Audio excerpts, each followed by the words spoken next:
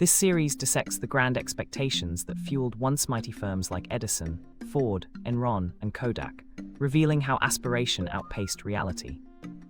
Actors range from cognitive biases that fatten risk to strategic blind spots where growth outstrips governance, economy, and execution. Each episode ties historical missteps to modern tactics, urging founders to balance bold innovation with rigorous scenario planning and financial discipline. Viewers learn to see warning signals early, reframe failure as feedback, and design guardrails that prevent glamorous disasters.